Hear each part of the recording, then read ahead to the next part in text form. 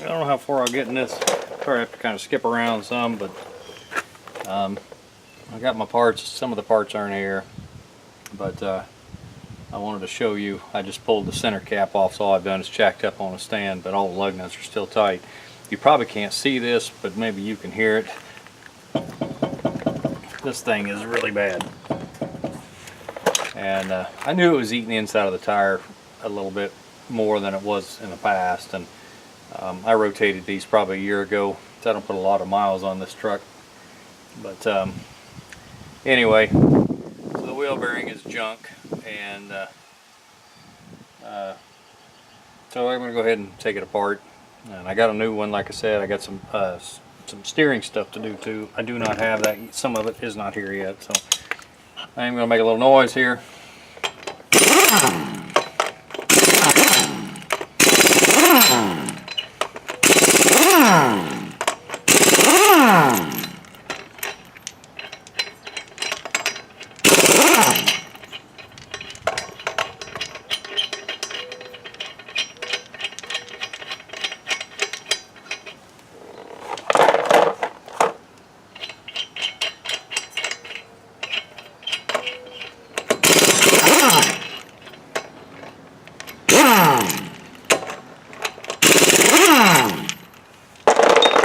Oh, let me bump the camera too.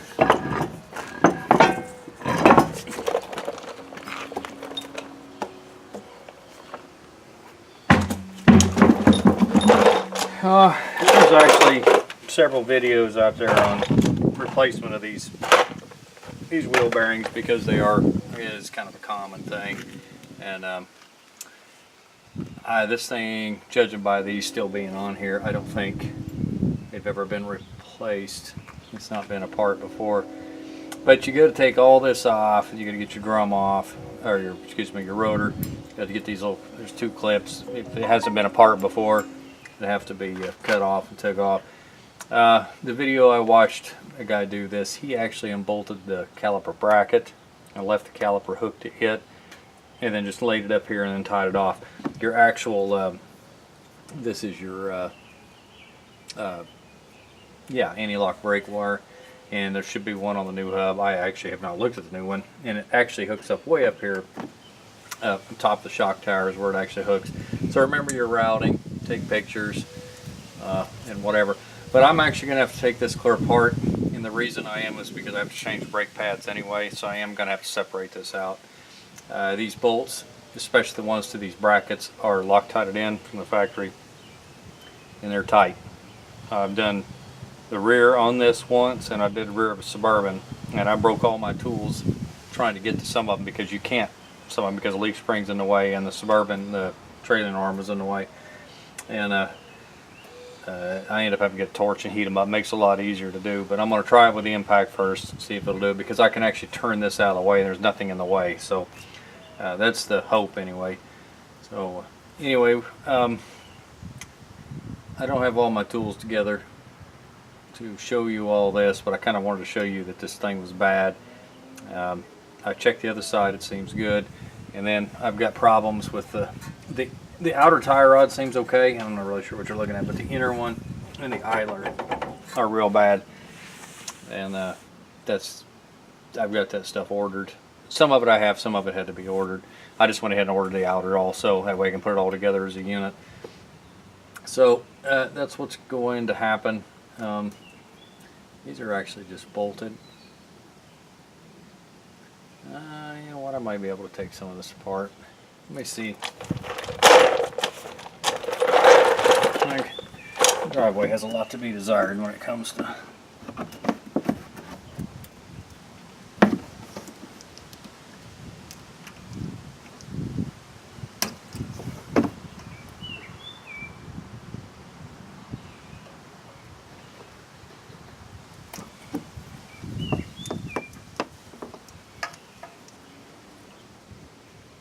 sure this just comes apart somehow and lets me have this. Yeah, it does.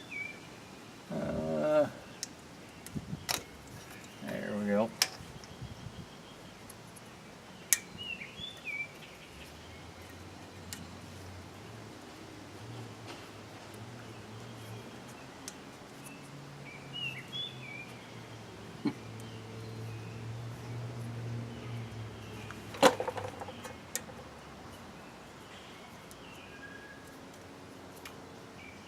got to have one side of it out. I have a screwdriver right here. Alright. Like I said, that plugs in just above that, above the shock tower. So don't forget to plug that back in, and you have a warning light on. Let me turn my key on a little bit so I can turn the steering wheel.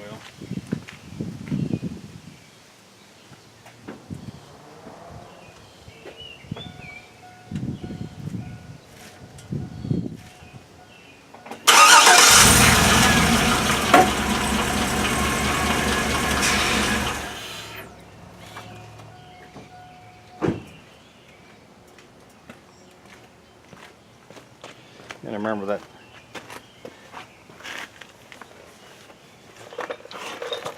Hydro Boost. It's hard to turn. Alright, let's see here.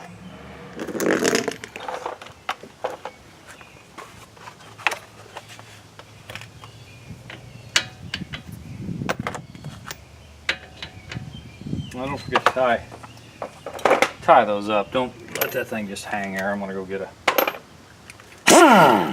Let's see if I can get this off here.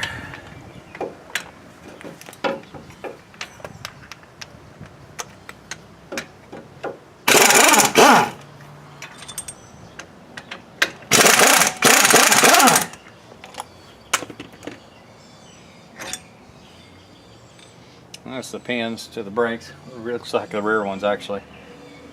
Let's put them down, not in the dirt, since they've got grease on them.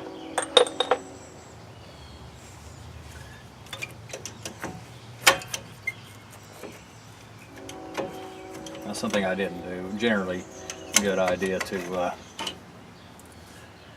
I didn't realize. Hold on a minute. That is actually bolted to that. That line is. It's not a bad idea, but I didn't know it was. So I can't move it far enough to. Hang on. More fail.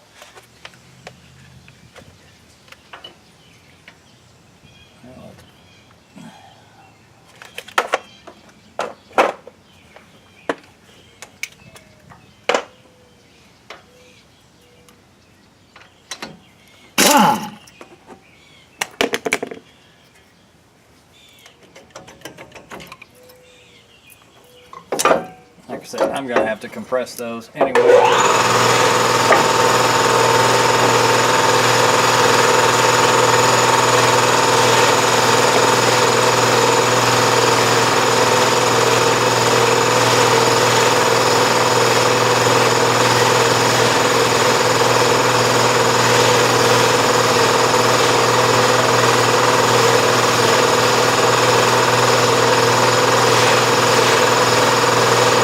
Brad thing.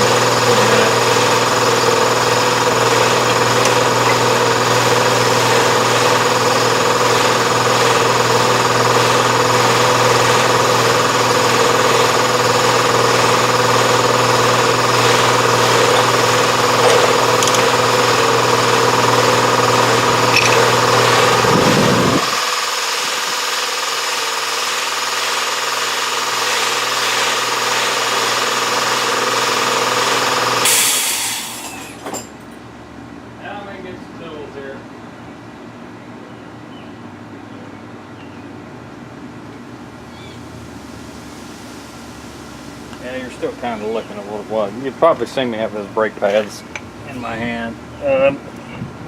Although they're not terrible yet,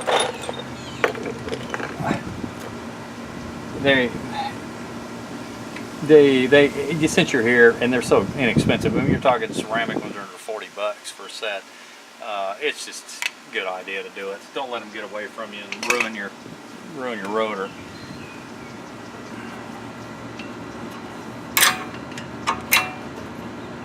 And this thing has 143,000 miles on it. It's going on a pretty good trip. I said that in the other video. Well, ran out of memory. What else is new?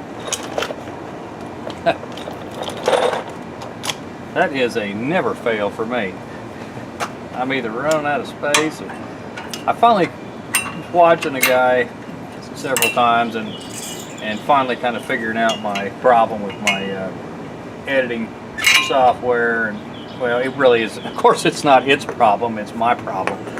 But let me get this bracket off here. But that's how that works.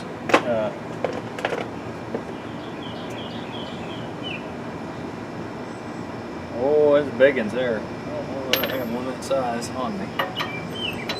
That's close, but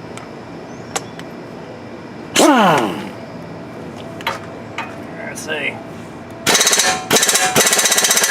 Well, I'm going to go deaf. Yeah, like I said, that's a problem with these. Those bolts are always Loctited in. And I'd hate to think about having to get my torch out here to heat that up, but that may be what has to happen.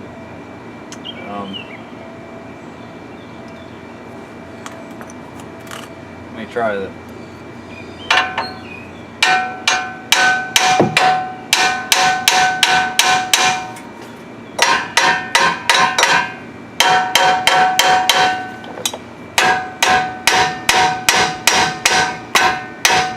come on. Take a step backwards.